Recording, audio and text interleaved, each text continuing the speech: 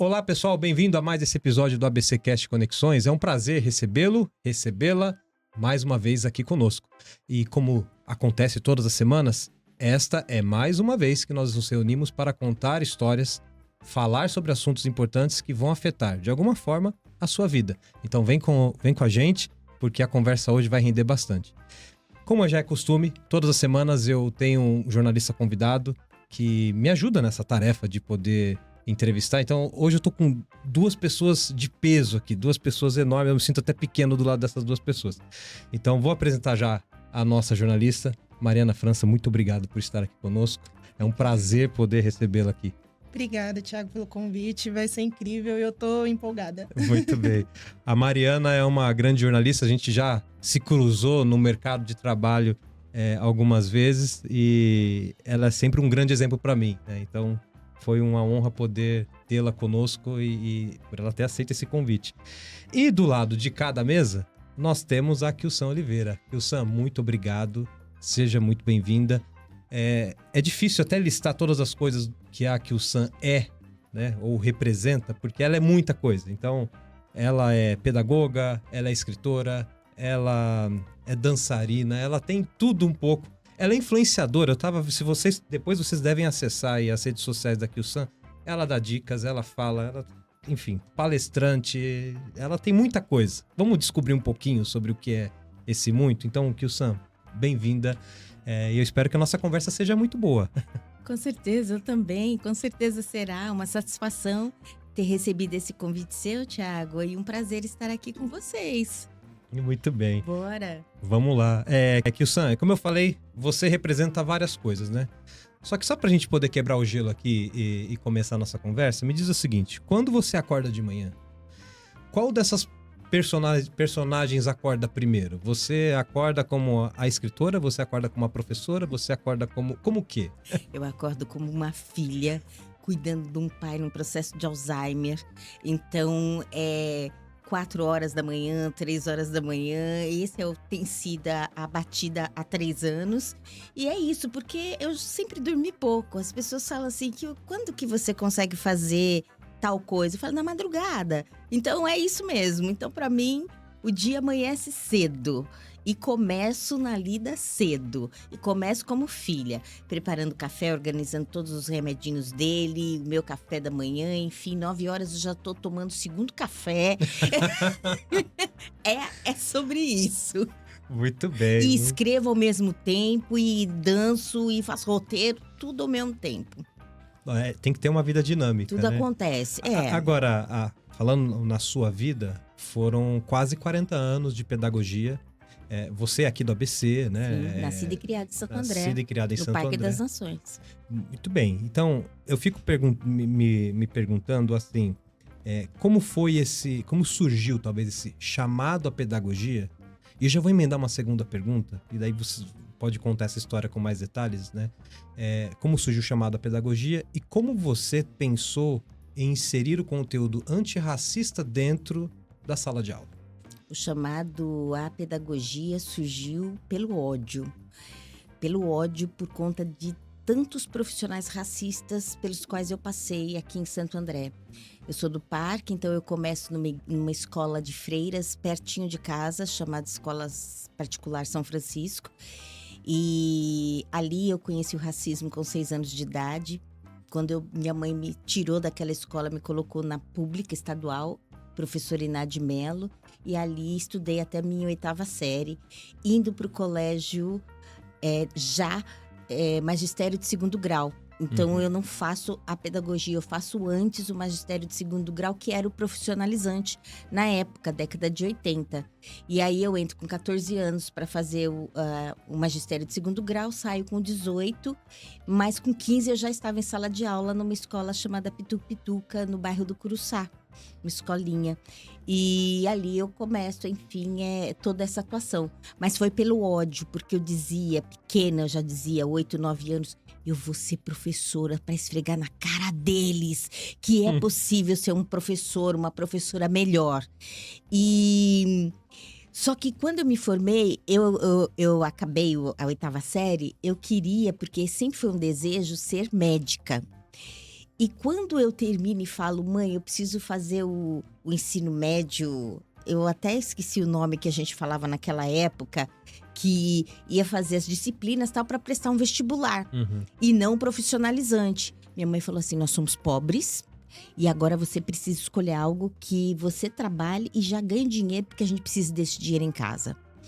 Aí nessa eu levo o impacto e aí eu retomei a questão na base do ódio. Eu sempre falei que eu ia ser professora para esfregar na cara deles. Eu vou fazer o magistério de 2º grau.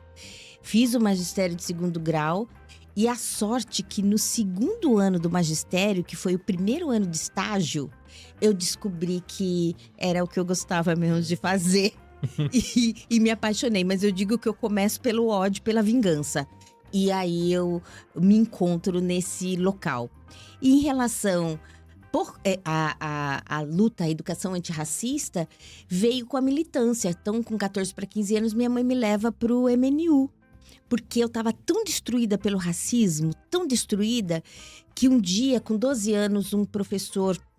Eu levantei a mão para fazer a pergunta para esse professor André, no Inácio Melo. E aí ele... Porque eu queria me aparecer, porque eu era pobre demais. Uhum. E pela primeira vez eu tinha ganhado da minha mãe o estojinho de canetinha Silva Pen, de 6 unidades. Enquanto existia de 36, eu ganha de 6. Só que eu não tinha aquele entrosamento de sala de aula por conta do racismo, a maioria branca, eu era o único corpo negro na sala. E aí eu levantei a mão, criei coragem, não fazia isso, mas eu queria me aparecer. E aí o professor me deixou lá com a mão levantada por um tempo. De repente ele fala: diga aí, Kilson, o que você quer? Aí eu disse assim: eu quero saber, professor, se a gente pode contornar essa tarefa, que era o mapa.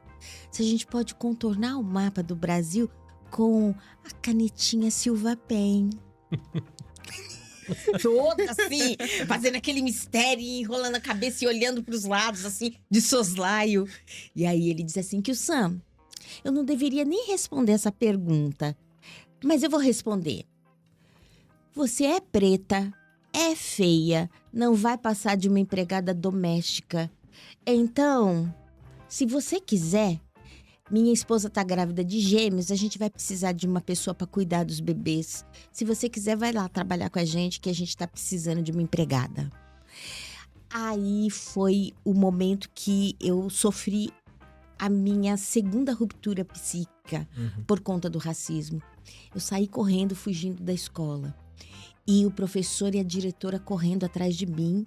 Na Rua Austrália, eu cruzo a Oratório, pego a Avenida Brasil, onde morava, e chego correndo, encontro minha mãe lavando roupa no tanque. Mãe, eles estão vindo atrás de mim, mãe. Eles foram racistas comigo, eu fugi da escola, eu fugi. A mãe, peraí. Pegou a vassoura, aquelas vassouras de terreirão, piazá, e deixou assim do lado do tanque. De repente, a mãe só faz assim. Eram eles. Catou aquela vassoura, saiu. Quando ela ganha o portão, que ela abre o portão, mas ela deu. Mas deu nos dois com a vassoura. Deu. E eles gritando e tentando se proteger. E ela: eu avisei que minha filha estava sofrendo racismo. Quem de vocês está cuidando dela? Quem? Enfim, teve a treta no portão. Acabou a treta, entramos. A mãe volta a lavar roupa no tanque. Eu sentei entre as bacias. Na época, eu já era da Umbanda, então a mãe estava cuidando das minhas roupas brancas nas bacias. E aí o sol batendo, aquele reflexo, aquela luz linda, e eu viro e falo assim: mãe, me coloca nessa bacia com água de lavadeira para ver se eu fico mais clarinha. E foi a primeira vez que eu vi minha mãe chorar. E quando ela chorou, muito rapidamente ela limpou os olhos e falou assim: a mãe não tá conseguindo dar conta da sua educação sozinha. A mãe precisa de ajuda. E continuou a esfregar a roupa. E nisso a ajuda veio 2 anos e meio depois, que ela falou: se troca, se arruma, nós vamos sair aqui de Santo André para São Bernardo do Campo. Vamos pegar 2 ônibus. A mãe vai 2 sábados com você. E você vai aprender a ir sozinha depois. Para onde? Você vai ver. E quando a gente chega, desce do ponto, anda 15 minutos a pé, chega na casa, ela olhou o endereço e falou: é aqui. Aí tinha uma faixinha escrita à mão, com tinta à mão assim: MNU. Movimento Negro Unificado, que eu tô até hoje, e na luta antirracista. Então, portanto, a minha entrada no MNU antecede a minha chegada no magistério de segundo grau, com 14 anos, 15 anos. Então, quando eu assumo a sala de aula com 15 anos, eu já assumo na perspectiva antirracista, porque imagina, a gente tem como fundadores do MNU várias pessoas, vários estão vivos ainda e em São Paulo, mas também fundaram o MNU a Lélia Gonzalez e o Abdias Nascimento. A Lélia, no MNU, era a única que sabia francês. Ela traduzia os textos dos intelectuais africanos, datilografava, traduzido e entregava nos GTs. Eu era do GT Balogun, coordenado por Adomair e Ilma, aqui em São Bernardo do Campo, junto com Queto, com Onerê, com Acan. Nosso grupo tá aí, estamos no MNU e continuamos combatendo o racismo no país. E nesse sentido, com esse conhecimento de um texto que você pega de Cheikh Anta Diop e fala que África é o berço da humanidade, fala sobre a mãe, a Eva Negra, você pegar isso com 14, com 15 anos, você assumir numa sala... Você começa a ver um outro mundo. Eu tava fortalecida. Aquele mundo que tá sendo apagado por tantas gerações. Né? Exatamente. E a minha identidade enquanto menina negra, que tinha sido totalmente apagada. E aí eu renasço juntamente com tudo isso, né? E aí isso é todo várias informações juntas, porque ainda eu fiquei na Umbanda dos meus 6 aos meus 28 anos. Porém, quando eu chego no MNU, eu conheço o Candomblé. A partir das mitologias que os coordenadores do grupo Adomair e Ilma contavam os mitos, as histórias, para dizer: nossa, como você parece um Oxum. Mas Oxum na Umbanda é branca. Iemanjá é branca. Não. Aí vão me apresentando outro mundo que vai povoando o meu imaginário. E era uma Oxum gorda. Era uma Oxum tetuda, peituda, bunduda, com cintura, ali com carne. E que tinha lábios bem, grossos, né? e que dançava. Gente, eu também danço! Gente, o cabelo dela é crespo igual o meu, usava Black Power. Gente, é igual o meu. A identificação, né? A identificação. E isso foi promovendo o renascimento. Só que aqui em Santo André, o candomblé, tinha um terreiro de candomblé perto da minha casa, de um amigo do meu pai. E que todo mundo sempre dizia: não, candomblé é coisa do diabo, dá medo, candomblé dá medo, não vai. E aí, só com de 28 anos que eu vou para a história do candomblé, vou entender o que é isso e lá me descubro rainha. Então, é um negócio impactante. Então, foi assim, educação, educação, a religiosidade de matriz africana, a dança e a literatura, tudo junto. Porque o fazer afrocentrado não separa a gente em gavetinhas e caixinhas. Sim. Como é que você acorda? Eu acordo filha. Primordialmente, eu sou uma mulher filha de um homem que está vivo ainda, né? Então, e que precisa de mim. Então, fundamentalmente, eu acordo mulher. Fundamentalmente, eu acordo com as minhas questões, enfim, enquanto filha, porque a necessidade me coloca nesse lugar. E depois, durante o dia, tudo isso vai sendo mesclado e vai sendo transformado. Então, não tem a separação, é uma coisa muito junta. Você tem um discurso, assim, muito forte, acho que também muito específico dessa luta antirracista. E eu vou fazer, assim, um comentário sobre a minha posição, né? Eu reconheço que em muitos lugares eu tenho uma posição privilegiada porque eu não sofro o que você sofre, né? E isso me permitiu, talvez, tentar estender a mão para irmãos e irmãs de outra cor, que eu vejo que outras pessoas não estendem essa mão. Só que ainda assim, por conta desse racismo estrutural que nós vivemos, eu me vejo em situações em que eu sou racista em várias, mesmo sem querer ser racista, por conta dessa estrutura. Vou dar um exemplo aqui. Eu convidei a Mariana para estar aqui com a gente hoje, né? Não porque ela é uma mulher negra, mas porque ela é uma grande jornalista. Né? Só que a hora de eu fazer o convite para ela, dá a impressão de que eu só estou a convidando porque eu vou ter uma convidada negra, eu queria uma mulher negra também para ter esse diálogo. E de fato, isso é fundamental, essa conexão é importante. Só que como é difícil eu enxergar isso. Eu tava conversando com a minha mulher, que ela é uma geógrafa, assim, também militante, também no empenho. E ela falou, você tem que deixar isso muito claro para sua amiga que você tá convidando, de que ela... a qualidade dela não é só a cor da pele, vai muito além disso. Só que como é difícil a gente entender essa realidade, né? Então, como a gente chegou nisso, né? Até se você quiser fazer qualquer pergunta, Maria, fica à vontade. Mas eu fico me perguntando como a gente chegou numa sociedade em que se torna difícil algo que tinha que ser básico, né?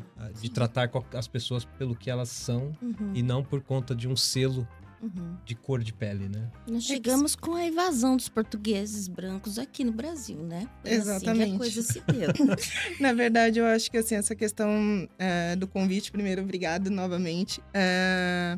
Tem a questão de como a gente aceita esse convite.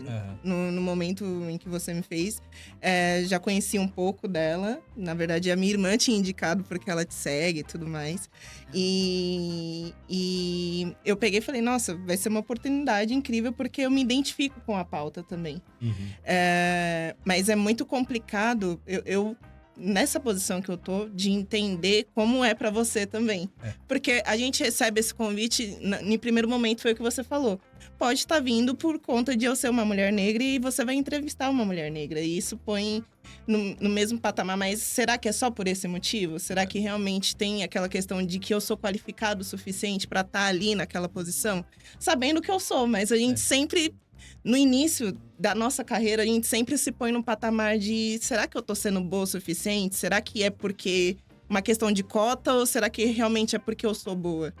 E aí, entrando um pouco no que aqui o Sam falou sobre educação, até hoje a gente tem essa questão de professores que não sabem lidar com os alunos. Teve uma pesquisa feita pela Fundação Itaú no ano passado que mostra que 21% dos professores que presenciaram situações de racismo não sabem como lidar.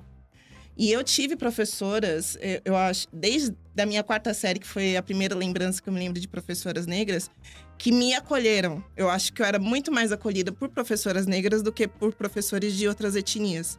E eu senti muito a diferença disso. Eu senti o quanto era importante para mim estar naquele ambiente com professores que eu me identificava.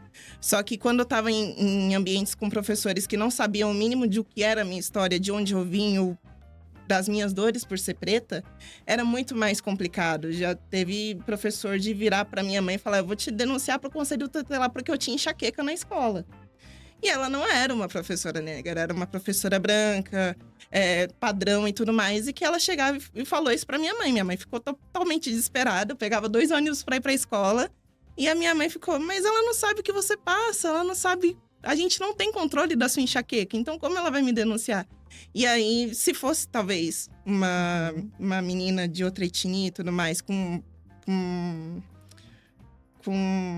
na verdade, com estrutura, minha mãe não teria sentido esse medo. Mas a minha mãe sentiu e sabia que era muito diferente. Então, a questão da educação, a gente já cresce sabendo que a gente vai sofrer outros desafios, coisas que outras pessoas não vão saber. Então, é uma pauta difícil de lidar hoje. Sim, Agora, sim. Kio-san, você, na própria magistratura, você não influenciou apenas dentro da sala de aula, né? Porque a gente fez o nosso lição de casa, eu sempre falo isso, a gente faz a lição de casa sobre o nosso convidado. E eu lembro de um projeto de lei em Diadema, que foi muita influência sua, que ajudou a formar melhor o conteúdo dentro da sala de aula, né? Você pode falar um pouquinho sobre isso? Com certeza, eu fui gestora municipal, eu entro em Diadema em 2004, a partir de um concurso público na área de deficiência intelectual, educação especial, que é uma outra área minha de trabalho. E em Diadema eu atuei 16 anos no CAIS, Centro de Atenção à Inclusão Social, que é uma área também que eu não abro mão, que enfim, de uma vida também. E ali, quando descobriram que eu estava ali, em 2005, me puxaram para a gestão.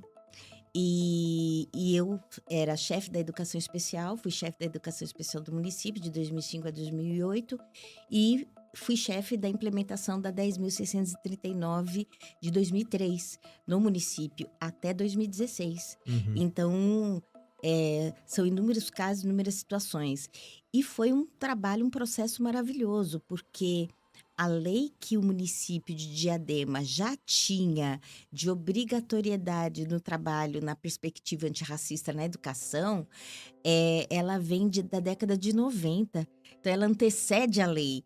Então, já tinha professores com uma atuação legal em relação a isso. Você tinha um terreno bom para poder crescer esse assunto, né? Por uma parte. Mas, quando chega a obrigatoriedade, aí a gente viu que não era tão bom assim. Aí a resistência, ela surgiu e de uma forma imperiosa. Porém, eu digo o seguinte, a experiência, ela faz boa parte do trabalho pra gente também, né? Então, eu tinha experiência. E eu nunca vou sozinha. Eu vou sempre com o MNU, porque eu sou MNU. Então, qualquer cargo de poder que eu esteja, eu estou com os meus pares. Eu vou consultá-los, eu vou conversar com eles, eu vou trazê-los para perto de mim. Então, isso é uma coisa que a militância nos ensina, né? A gente sabe que a gente não está sozinha. Eu não sou aqui o sanchefe da implementação da lei no município sozinha. Por trás de mim, tem uma rede, um coletivo extremamente forte e poderoso, né? Então, isso também faz diferença, porque você pode contar com vários formadores chegando também ali do entorno, com perspectivas diferentes, idades diferentes e níveis de conhecimentos diferentes em termos dessa questão racial, enfim. Então, eu acho que foi o sucesso do projeto, foi exatamente esse. Mas tem um gancho que para mim é primordial. Eu sou uma artista e sempre fui. Eu comecei na dança aqui em Santo André, eu tinha 5 anos de idade. Então, eu sou uma bailarina formada, estudei 18 anos de balé, fui para fora. Enfim, fiz um primeiro PADD, 2 jovens negros de 15 anos a gente tinha o primeiro PADD de bailarinos negros aqui do nosso território. Então, assim, na década de 80.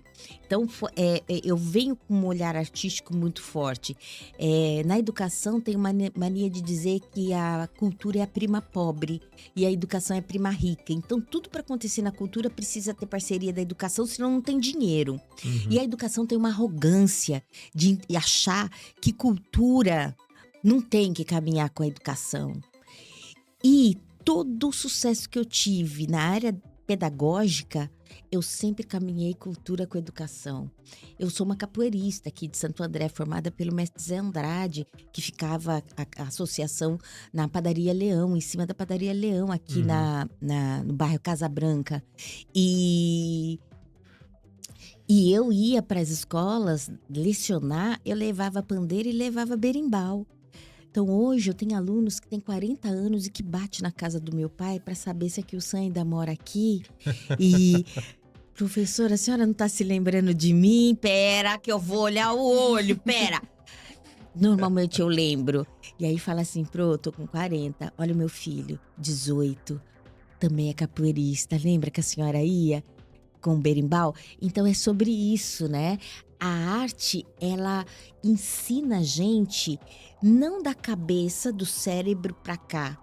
Ela ensina daqui. E quando a gente se sente arrebatada pela emoção, aqui funciona de uma forma diferente. Essa é uma estratégia minha, né? E uma forma de usar que é esse campo da emoção, que é algo extremamente afrocentrado, né? De forma europeizada, privilegia o cérebro, o pensar. O seu corpo tem que estar sentado ouvindo o professor falar 4 horas no seu ouvido. E imagina, 4 horas você não prende atenção, você dorme, você cochila, você precisa ter essa dinâmica. Outra coisa é você juntar várias linguagens dentro de uma sala de aula. Porque um professor, ele já tem que ser artista. Por menos que a pessoa se ache.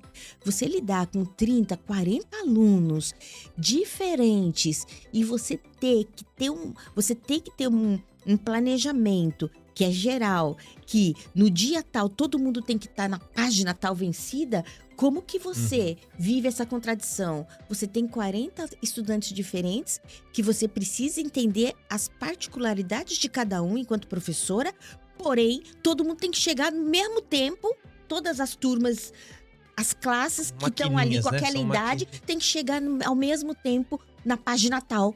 Não tem condições. Mas como é que a gente dribla isso? Como que a gente... É isso, né? A gente tem que ter um jogo de corpo que a capoeira dá pra gente. E isso eu levo pra sala de aula, né? A gente tem que saber gingar. Então, a hora que tô vendo que os estudantes estão pegando no sono, entra aqui o Sam artista, que já tá ali no meio, porque eu sei que, enquanto pedagoga, eu preciso caminhar com essa parte artística, eu vou puxar uma história necessária para a questão que está acontecendo naquela sala de aula. E assim a gente vai. Então, para mim, é uma fórmula muito de sucesso. Então, foi esse jeito que eu cheguei em Diadema, né? E com esse jogo de corpo. E eu acho que foi isso que foi tão incrível, essa minha presença lá nesses anos. Ou seja, a sua trajetória vai sempre com impacto, né? Você sempre. Chega para criar uma ruptura no sistema que está acontecendo ali. Agora, eu comecei, só para o termo de curiosidade que é importante para Santo André, eu comecei a formar professores na perspectiva antirracista em 1992, a convite do ex-prefeito Celso Daniel, que montou, que teve primeiro concurso público pra gente, porque antes era o povo do Brandão, entrava os amigos, quem indica. Eu falava assim, gente, eu nunca vou ser chamada. Meu pai é pobre, pai, quem que você tem de influência pra me colocar numa escola aqui do município? Não tinha. Então era quem indicava. Entra Celso Daniel, entra o primeiro concurso, entro no concurso, na rede, e aí ele fala que o Celso Daniel conhecia meu pai de criança, porque meu pai era amigo do pai do Celso Daniel, e aí fala assim, conheço você, com a militância, você vai dar o primeiro curso de professoras na perspectiva antirracista. Oi? Eu? Não? Professora da rede? Vai. Quantos inscritos? 2. E todo mundo passava e ia na sala ao lado com João Acaiabe, que se tornou artisticamente meu amigo até o momento dele falecer, há poucos anos atrás. E o povo passava e falava assim, Kio, eu não vou fazer o seu curso porque eu não sou racista, tá? E todos os professores sabem, eu não sou racista, por isso que eu não me inscrevi, tá? Então eu começo com duas professoras no curso em 92 e tô até hoje viajando o Brasil inteiro com essa história de formação de profissionais da educação na perspectiva antirracista. Porque eu acredito que com educação a gente vai transformar o mundo e vai transformar essa educação. Eu acho que com isso a gente consegue entrar num outro ponto também, que é a parte da literatura, né? Porque a literatura também é educação. Também. Então, você na sala de aula, você ensina antirracismo. No seu movimento de corpo, na dança, você ensina o antirracismo, porque você conecta sempre com temas, com a ancestralidade e tudo mais, né? E como que funciona a Kyu-san no meio da literatura? Na Avenida Brasil, onde a gente morava, tinha uma escolinha chamada Pitupituca. A escolinha da Pitupituca foi onde eu trabalhei. Escolinha da Dona Marta. 2 anos e meio, minha mãe, eu começo a falar, coinha, coinha. E aí minha mãe vai lá, sabe as informações e me coloca na coinha da Dona Marta. E aí a Dona Marta fala assim, olha, ela já pode ficar, a senhora vai colocar, já pode ficar. Não tem dinheiro, semana que vem eu terei e assim dá tempo de eu preparar minha filha para vir para a escola. E aí ela prepara com uma capanguinha de tricô e crochê. A mãe fazia tricô e crochê pra fora. E ela prepara uma capanga, aquele cinturão com bolsos, bloquinho de notas, lapisinho outro. E ela exigia de mim que eu, para além do que eu fazia de desenho, enfim, trabalhos, atividades na escola, que eu trouxesse algo nos bloquinhos dela. E quando eu chegava com esses bloquinhos, que eu estudei lá dos 2,5 até os 5 anos. E quando eu chegava com os bloquinhos, ela abria, deixa eu ver que lição você fez pra mãe. E aí ela perguntava pra mim, né, o que era aquela bolinha? O que era aquele pauzinho? Cachorrinho, fez xixi. E ela escrevia, então ela era escriba. E minha mãe tinha estudado no Carlina Caçapava de Melo, aqui no como que chama ali, gente? Perto do Teatro Conchita de Moraes, ali, Santa Terezinha, né? Tem uma escola até hoje estadual, mas estudou e saiu pelo racismo violento que ela sofria. E preferiu trabalhar como doméstica com 9 anos junto com a minha avó, que também foi funcionária da Ródia, enfim, a parte de tecelagem aqui de Santo André. Aqui perto do Jumbo, que era, né? Enfim.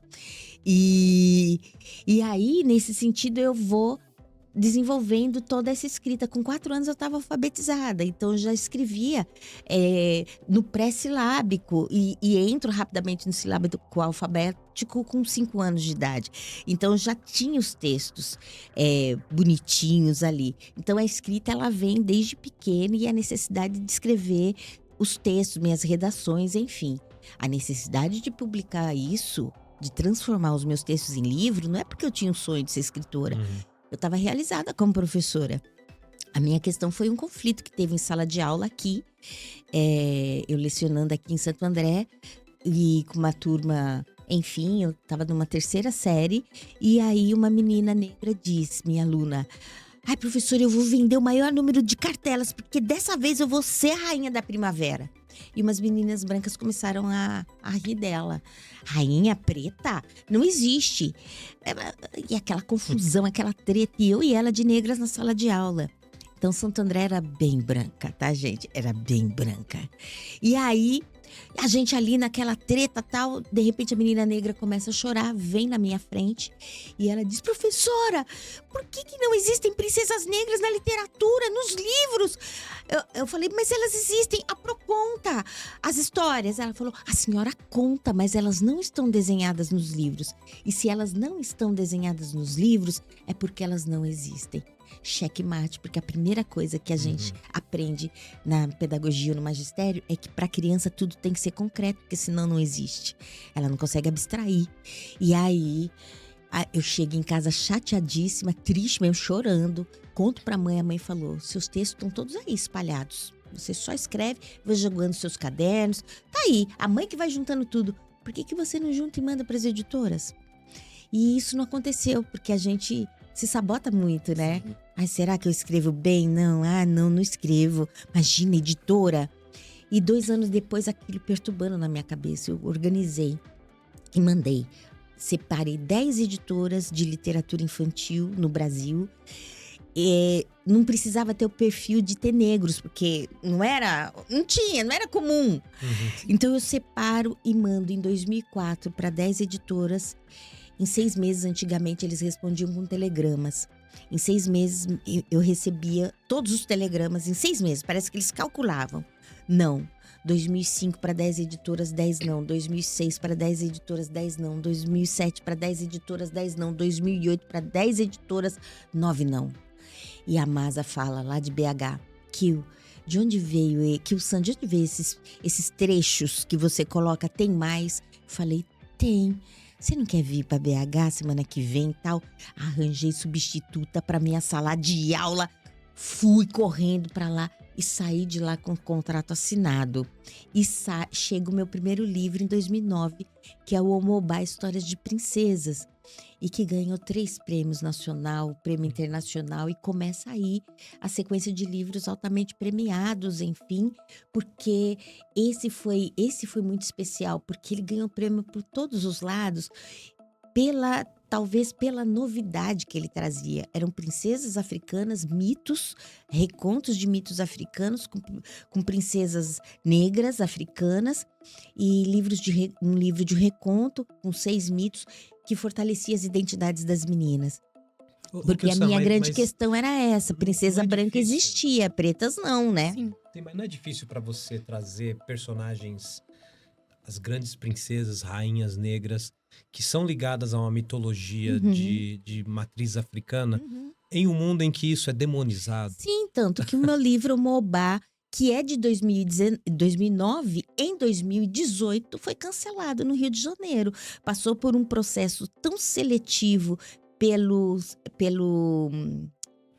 SESI do Rio de Janeiro, que foi assim uma etapa de 1 ano para que os profissionais escolhessem qual livro seria o paradidático da rede SESI.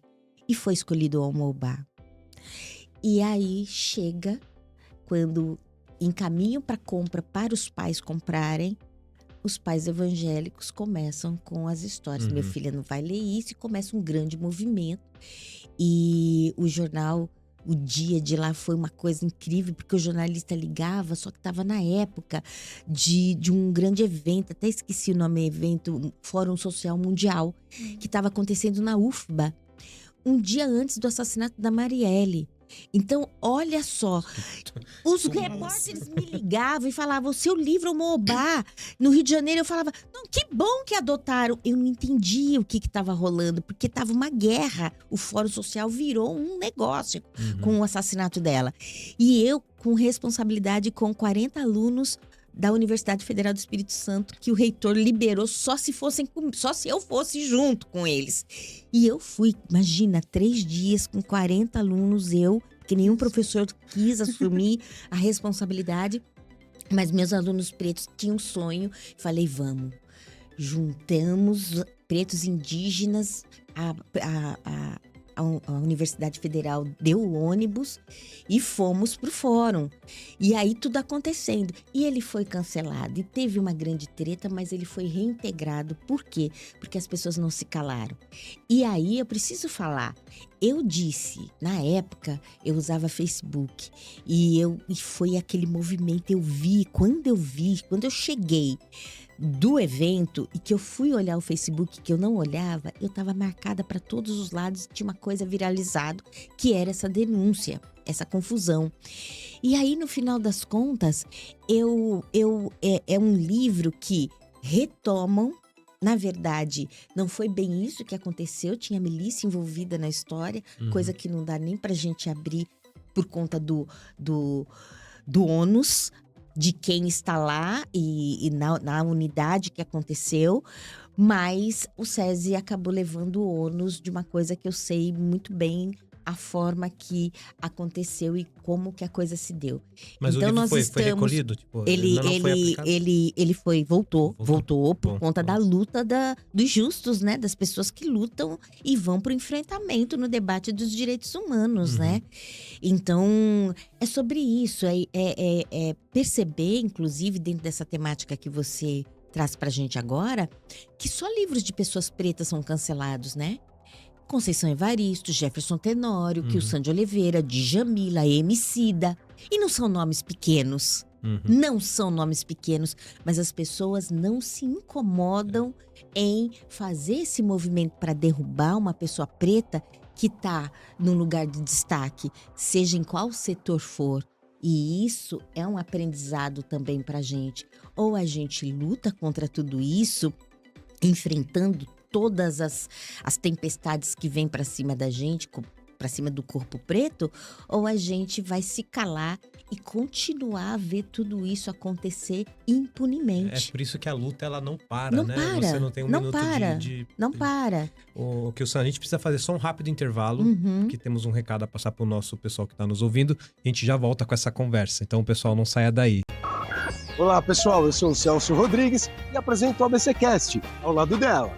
Eu sou a Suzana Rezende e hoje a gente está aqui para te fazer um convite muito especial. Um compilado de notícias diário vai ao ar de segunda a sexta-feira com as principais notícias do ABC, da região metropolitana de São Paulo, da capital paulista, do Brasil e do mundo. E a gente está disponível em todas as plataformas. É no Deezer, no Amazon Music, no YouTube, no Spotify, onde você preferir. É só nos encontrar e dar play. Então, se você perdeu aquela notícia importante que para você tem relevância, ela está aqui no ABCcast. E siga-nos nas redes sociais, @ABCdoABC_oficial. Te esperamos lá. Pessoal, voltamos então desse intervalo. Agora vamos para um ponto muito importante, né? Agora é hora do contraponto. Contraponto.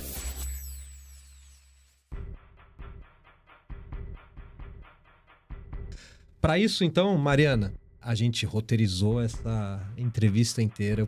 Foi difícil pensar nas perguntas, ainda mais com as respostas da Kilson. A gente fica assim...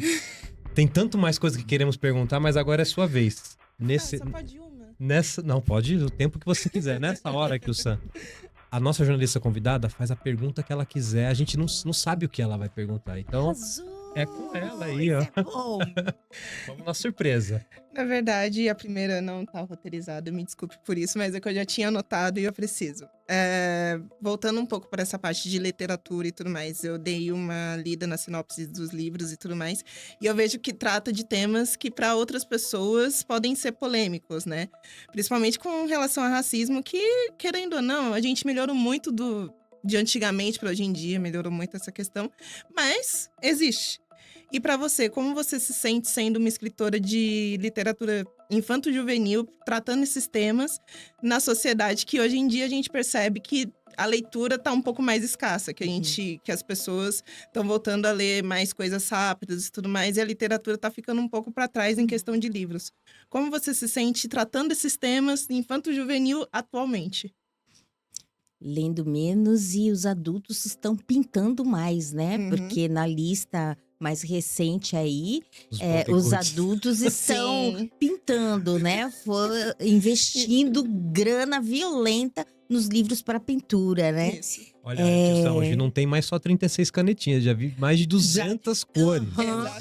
Cores de Exatamente. Canetinha, lápis de cor e assim vai.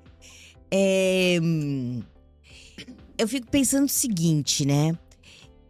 As pessoas costumam dizer que eu escrevo sobre o racismo. Eu não escrevo sobre o racismo, eu escrevo sobre o encantamento a partir de um momento em que o corpo da gente é violentado. É sobre isso. Cada livro meu, eu tenho mais 2, eu lancei um mês passado, tem mais 2 esse ano. Cada livro meu é uma realidade que eu vivi em sala de aula. Tem um mote, tem uma frase, tem a questão principal tá envolvida lá, naquela história. E a gente, para quem não lida diretamente com a questão racial, pode achar que a coisa tá até melhor, tá diminuindo, mas não tá. A gente teve, a partir de governo Bolsonaro, um retrocesso muito grande. A gente tem que pontuar, porque é exatamente a partir desse momento. Sim. Todo mundo achou que podia fazer qualquer coisa com a gente. Eu sofri extremamente, quase que eu fecho tanto Facebook quanto Instagram. Quase que eu fecho o ano retrasado o meu Instagram. Porque a coisa não para quem tá no combate ao racismo. E é violento. Mas a coisa não parou. São Paulo, nós estamos vivendo nos últimos meses um retrocesso gigantesco nas escolas, tanto pública ou privada, com crianças negras sendo extremamente violentadas pelos próprios colegas de 10, 9, 10, 11 anos. Jogando xixi e cocô em cima delas, cagando e mijando em cima dessas crianças pretas na escola. Então, a coisa não tá melhor. A coisa está violenta como sempre foi. Eu fui para um Celtic Quatira uns anos atrás, encomendado. Tinha que fazer a contação de história do livro O Mundo no Black Power de Taió. Porque é uma menina empoderada e tal, enfim. E aí eu chego nessa escola e um menino fala assim pra mim: professora, eu tinha um cabelo black igual da senhora. Eu falei: ai, que legal, por que tá raspado? Porque alguém, ele fala, tacou fogo no meu cabelo. Nossa. Eu tive fogo, atearam fogo no meu cabelo na década de 70, no Iná de Melo. Década de 70. Tô falando de um menino que sofreu isso em 2016. Atearam fogo na cabeça dele. E eu fiz um circuito dos céus novamente esse ano, me contrataram. E eu fui pro Celtic Quatira. E esse menino tava lá, mocinho. E ele tá trabalhando na perspectiva antirracista, porque depois da contação e da discussão, porque eu disse assim: professoras, vem todas pra frente, sai do fundão agora. Fique perto das suas turmas, porque acabou que o Sam contadora de histórias e agora vem aqui o Sam militante. E foi. E foi pau. E aí, no final, esse menino, ele complementa. Ele diz: eu cheguei em casa, ele fala assim: a professora me salvou porque ela tirou o avental dela e jogou na minha cabeça, né, Pro? E a Pro, ali do lado, faz assim. E aí ele fala assim: mas não queimou, não. Queimou só o cabelo, não, quase assim queimou minha orelha, só na pontinha. Mas eu cheguei em casa com uma raiva. Eu não sei o que aconteceu comigo, professora, porque eu moro nessa favela aqui. Aqui é uma favela, a senhora viu? Eu falei: vi. Ela falou: então, eu cheguei em casa, no meu barraco, tava assim, a mesa montada. Eu puxei a toalha, quebrei todos os copos, tudo. Eu fui no armarinho de casa, eu puxei o armário, quebrei todas as louças. E a gente é muito pobre. Quebrei tudo e eu gritava, me leva pro cabeleireiro, me leva pro cabeleireiro. Minha mãe me levou, raspou minha cabeça e desde sempre eu não uso mais o cabelo comprido, não deixo ele crescer. E aí eu chego e vem pra cá, que agora é que eu sou militante. Tivemos um papo, coloquei aquele... Porque aí, quando ele faz alguém, 2 meninos se mexem rindo. Eu olhei pra eles e falei, não me digam que vocês tacaram fogo no cabelo dele. E um se levantou 10 anos. Fui eu. Eu que taquei fogo no cabelo dele porque eu queria ver se pegava fogo que nem o Bombril. É dessa sociedade que eu tô falando. E quando a gente tá no meio... Há 2 anos atrás, em São Paulo, na rede municipal de São Paulo, no dia do circo, a escola preparando as crianças para o circo, para as famílias, para vir vestido com alguma coisa de circo. A mãe negra manda o bebê dela, de 3 anos, pro vestido de palhacinho. Chegou na escola, as professoras trocaram o figurino dele de palhacinho e colocaram uma roupa de macaquinho. Então elas prepararam, porque elas tinham uma fantasia de macaco. Tava preparado de macaco e colocou no menino. Tudo gravado. Tá no YouTube. Bastam vocês olharem. E aí começa a cantar uma musiquinha e o refrão da musiquinha era: e você virou macaco! E você virou macaco! Pro bebê. E ele, se enfiando com cara de choro, ele ia encostando na parede, assim, porque colocaram ele em destaque, em pé, pra cantar a musiquinha pra ele. E o bebezão, assim, com a cabeça pra trás, ele ia... O pezinho dele faz assim, ó, se espremendo na parede. O riso dessa plateia é uma violência. É violento. Nós estamos falando de professores, nós estamos falando de rede pública, que seja pública ou privada, não importa. Mas nós estamos falando de algo que é muito real e concreto e recorrente nos nossos corpos. Então, os meus livros, eles são extremamente necessários porque o efeito que provocam, não só nas crianças, mas nos adultos, é algo impactante. Sim. Porque os adultos choram e vêm falar, eu não tive isso quando eu era pequena, se eu tivesse, eu teria sido diferente, eu teria lutado antes, eu teria tido amor por mim mesma. Enfim, são assuntos que vão trazendo. E eu tenho trabalhado muito masculinidades. O Black Power de Aquim ficou 3 anos em cartaz. Nós fizemos nossa última apresentação no Sesc Guarulhos domingo passado. 3 anos circulando. E esse é uma história que os homens pretos vão no espetáculo, ficam no final chorando, vem soluçando para me abraçar, porque eles entendem, eles têm um insight durante o espetáculo que eles cortaram os cabelos deles, deixava baixinho, passava a máquina, não era porque era moda. Eles conseguem se lembrar, no momento do espetáculo, localizar os xingamentos, as violências, enfim. Então, é sobre isso, né? São memórias subterrâneas que emergem em algum momento. E aqui, na minha literatura, traz muito isso. Por quê? Porque eu trabalho com histórias reais. E é para mostrar, é real. É real. Esse aqui, semana passada, ele é um dos finalistas do Prêmio Jabuti em literatura infantil, gente.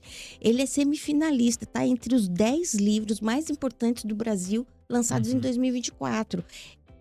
Dia 7, sai a lista dos finalistas.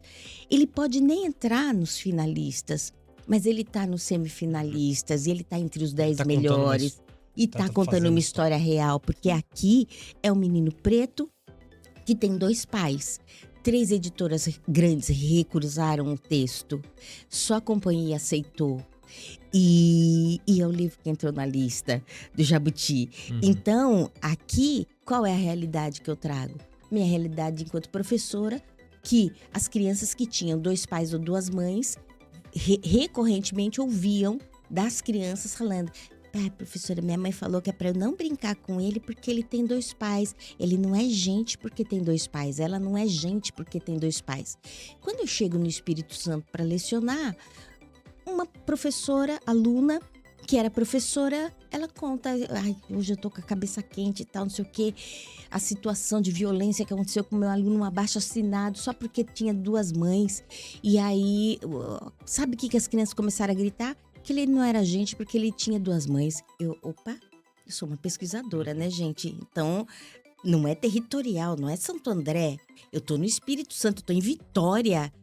E tá acontecendo isso aqui também. E foi ali que eu construí em 2019 esse texto, que nenhuma editora quis. Mas é sobre isso. Fala diretamente porque são histórias reais que os corpos vivenciam ou vivenciaram em algum momento. Então, para mim, isso tem valor. Então, eu não falo só sobre racismo, na verdade. Na verdade, eu falo sobre o encantamento, o reencantamento necessário de corpos que passam por violências frequentes. Enquanto teórica, eu tenho um conceito que se chama corpo, templo, resistência. Corpo, templo, resistência. Que quer dizer o quê?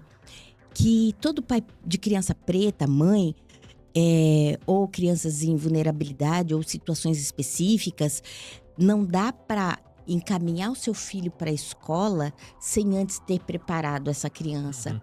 Essa criança, ela precisa saber que o corpo dela é sagrado, como qualquer outro corpo branco que está andando por aí. Então é um corpo sagrado, por isso é um templo que ela tem que cuidar. E ela tem que cuidar, às vezes, de que forma? Resistindo às violências. Não é dar o outro lado da cara para bater, como as crianças negras fazem na escola cotidianamente. Se silenciam mediante o racismo, baixam a cabeça diante do racismo. Então, como é que a gente faz? A resistência, ela é aprendida. O ideal é você erguer a voz, né? Precisa. O primeiro momento em que você qualquer sinal de racismo. E a literatura ensina isso. A minha literatura, isso. ela traz essa inspiração de não se calar. É uma ferramenta para as crianças, para os leitores de uma forma geral, sabe? E eu acho isso muito importante. O Kyu-san, até para a gente poder usar o tempo melhor, a gente encaminhar aqui para o encerramento, porque você tem um compromisso muito sério, a gente tem que correr. Eu vou só pedir para uma outra pessoa fazer uma pergunta. A audiência quer saber.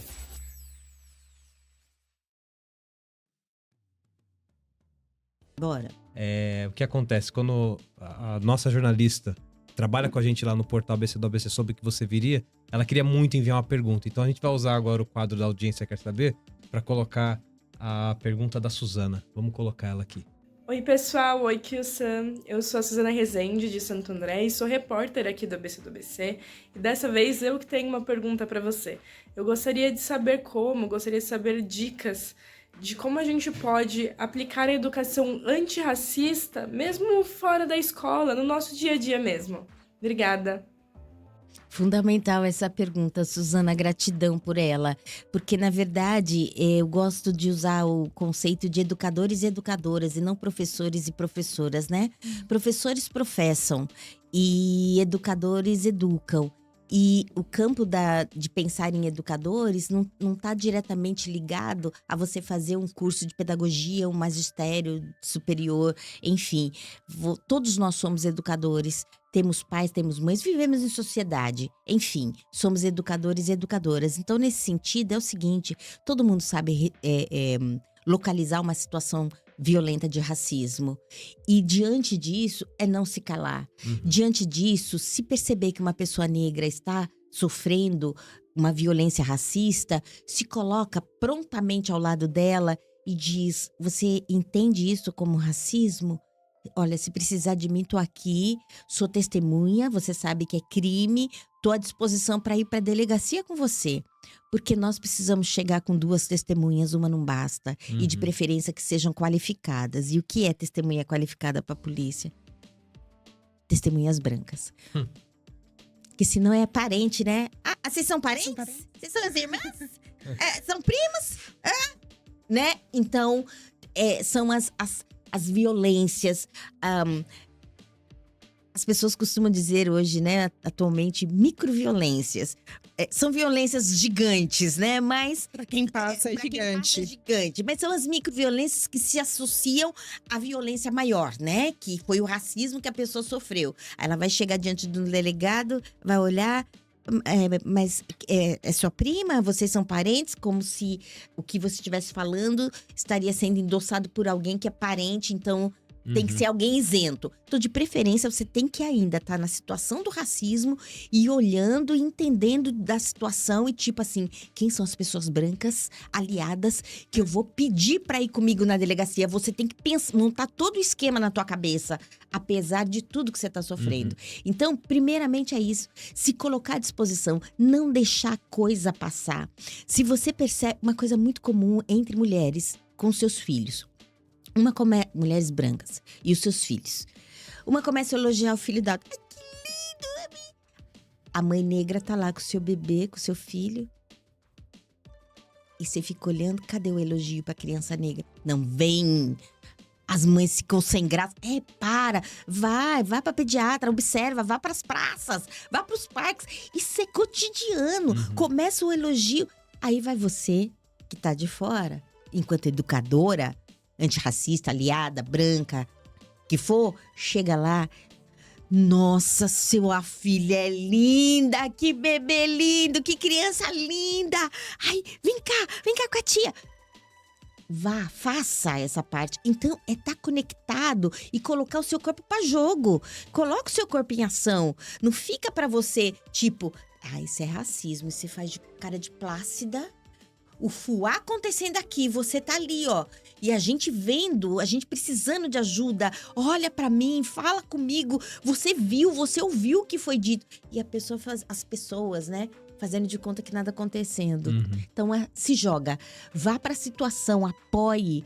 Por quê? Porque minimamente alguém tem que saber que racismo é crime, mas antes de ser crime, antes da gente ter uma lei que obrigue o trabalho na perspectiva antirracista no campo da educação, é você saber que todos os corpos têm direito a viver, a estar bem no lugar. É direito humano. Serem respeitados. Então, minimamente que você chegue com essa questão, sabe? Olha, eu não entendo nada disso. Você trouxe os dados estatísticos da pesquisa. É isso mesmo. Não sei, eu não fiz nada porque eu não sabia resolver. Poxa, enquanto profissional da educação, a pessoa tá precisando de ajuda. A criança chegou e falou, professora, fulano tá me chamando de neguinho. As professoras falam assim pra mim, gente, entra ano, sai ano, Brasil inteiro. E aí, professora, o que a senhora respondeu? Uai, você não é mesmo? Essa é a resposta que os profissionais da educação tão qualificados têm para dar no Brasil para mim. Tem um longo caminho para criança seguir ainda, né? Muita coisa para avançar. Até porque a Lei 10.000, ela precisa ser de fato uma obrigatoriedade. Porque ainda que qualquer secretaria da educação fale, tem um projeto negro, fale que trabalha na perspectiva antirracista, não trabalha 100%, nem 50% trabalha. Por quê? Porque na hora da escolha da oferta dos cursos ou da palestra que toda a rede vai ouvir obrigatoriamente ou tem que participar, nunca é a questão racial.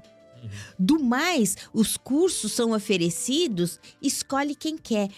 A gente que costuma dar essas formações em certos territórios, você vê as mesmas pessoas, entra ano, sai ano. Há 20 anos eu tô vendo as mesmas pessoas fazendo curso. Cadê as pessoas que fogem de estar falando sobre direitos humanos de forma geral? Elas não vêm. Por quê? Porque tá sempre no se quiser o professor se inscreve. Se quiser. E para mim, deveria ser o contrário. Direitos humanos é obrigatório. Todo mundo, a rede inteira vai participar dessa formação. Que a gente entenda o que é direito humano. Até que a gente entenda que todos os corpos merecem vida. O nosso último bloco aqui, eu vou pedir pro Ed fazer uma participação especial. Selo Ed Verdade. O Ed, ele tem um selo aqui. ele fica acompanhando tudo que a gente fala e ele verifica em tempo real se o que a gente tá falando é verdade. E no final ele atesta se a conversa foi de verdade ou não. Fala aí, Ed, o nosso selo veio? Bom, primeiro de tudo, eu quero agradecer pela oportunidade de estar aqui podendo escutar uma conversa dessa, tão necessária, tão potente, tão gigante, né? Esse aqui é um momento do podcast em que geralmente a gente traz essa verificação de dados, mas hoje eu preciso me permitir um pouco além, me permito fazer as coisas um pouco diferente. Porque quando nós falamos da obra da Kil-san, não é só sobre dados, não é só sobre números, né? É sobre pertencimento, é sobre representatividade. E com certeza Desculpa. Eu me identifico muito com esses homens que você disse que chegam no final de Akin para chegar e te abraçar e te agradecer, porque eu cresci como essa pessoa que não me via no que eu lia. Então, assim, obrigado, e eu só peço que isso continue, que isso reverbere. O selo Ed tá garantido. Apenas obrigado, Kil-san. Obrigado. Eu agradeço, Ed, imensamente. E é isso que dá força para a continuidade. Não são as editoras, não é a grana, porque cada livro não vem nada, vem centavos pra gente, que é autor negro. Porque a gente não é o autor comprado por uma rede, enfim, porque o povo sempre dá preferência para os grandes autores brancos que são divulgados. Eu sou grande, os meus prêmios são prêmios da Unesco, prêmios da ONU, enfim. Mas cadê aqui o Sam no meio da história toda? Eu sou ainda, entre as negras, tem um respiro na literatura infantil, porque literatura infantil também é desprezada no meio de autores e no meio de leitores brasileiros. O que tem valor é quem escreve para adulto. Então você vê uma Conceição Evaristo, uma Eliana Alves Cruz, enquanto negras, Jefferson Tenório. Você vê, enquanto negros que escrevem para adultos, tem esse reconhecimento. A literatura não, mas isso tem a ver com o trabalho com as infâncias. Nós estamos num país que odeia crianças e odeia quem trabalha com criança também. Sim. Vão diminuir quem trabalha com as infâncias da forma com que diminuem as crianças e as infâncias. Tem a ver com isso também. E eu sei disso. Então, para mim, o valor é exatamente isso. E eu quero terminar esse podcast, não posso deixar de terminar sem avisar que esse mês que passou, setembro, há 3 semanas atrás, eu anunciei a abertura da minha editora. É uma editora que, por enquanto, eu sempre usei um conceito de corpo-livro. Então, todo corpo é livro, possível de ser lido, e todo livro é um corpo. Eu trago o meu corpo para onde eu escrevo. Sou eu aqui, em todas as histórias. A minha presença está aí. E essa editora começa para me publicar. Eu tenho grande livro premiado pela ONU, que eu sou uma das 10 escritoras mais importantes do mundo em termos de direitos humanos para as crianças. E esse livro eu deixei de 2013 até 2022 na editora Perópolis e tirei de lá quando acabou, né, as sequências de contrato, eu não quis mais, tirei. Eu ia entregar para a Companhia das Letrinhas esse ano e a minha ancestralidade, meu orixá Oxóssi, falou: não, é você que vai publicar. Oi? Como que eu publico sem lançar? O meu CNPJ sempre foi Oxibata Produções, que eu sou produtora, eu trabalho com produções e editora, mas eu nunca usei, nem pensava em usar o editora. Mas ele veio e determinou. Eu falei: oi, respirei fundo, tá pronto, uma grana violenta. Realmente fazer livro não é simples. E vou lançá-lo em novembro. Eu tô no momento, essa semana eu tenho que escolher para entrar na gráfica semana que vem qual vai ser essa gráfica. E aí ele tá a coisa mais linda, e vem pelo meu selo Oxibata. Oxibata é uma palavra em Yorubá que significa eu não me submeto, e é uma folha sagrada para nós, que é a folha da Vitória Régia, que a folha é original do Egito, e eu trago essa coisa do muito forte, eu não me submeto, né? E é uma forma de não me submeter.